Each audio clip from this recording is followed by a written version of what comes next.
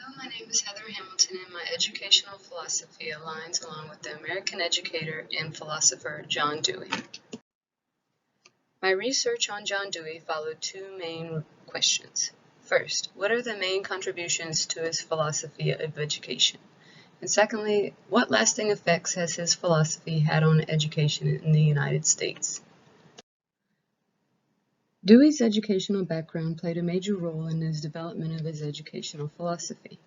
During his elementary and high school years, he experienced lectures and reciting and recalling facts. In 1879, he received a bachelor's from the University of Vermont in philosophy, and then he taught a few years before attending Johns Hopkins University in 1884 for his doctorate. In 1888, Dewey taught at the University of Minnesota. In 1894, he joined the University of Chicago to teach philosophy. In 1904, he taught at Columbia University before he retired from teaching. During his work at the University of Chicago, he developed much of his viewpoints on education. Not only did his education influence his outlooks, but the historical events of the time were also contributing factors.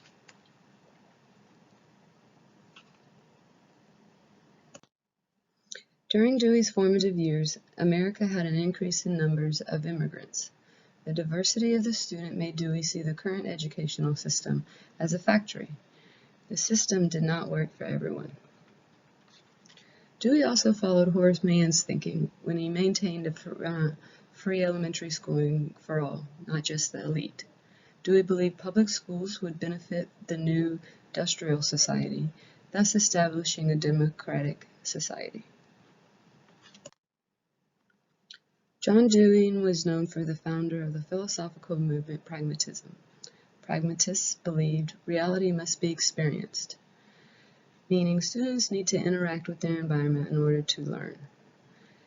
Pragmatists are concerned with the here and the now, the practical and useful things.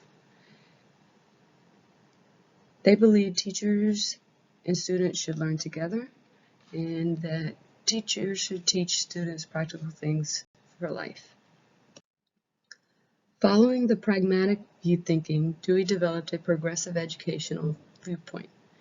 He emphasized the need to learn by doing. He felt students learn best by being hands-on. His view focused on the child and not the teacher. His lessons centered around problems, inquiry, and collaboration. His lessons had to have meaning in the child's life.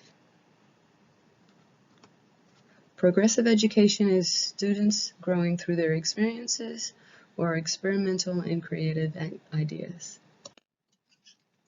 Dewey also stressed democracy in his educational philosophy. Democratic citizenship, where teachers, students, and schools build a community together. This removes the teacher as the disciplinarian.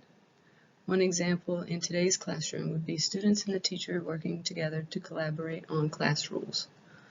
According to Dewey, democracy is not just an ideal, but an instructional method. The following pictures are of two different classroom environments. The picture of desks and rows is a traditional classroom, while the other picture is a progressive educational classroom. Dewey's educational philosophy centers around four main points.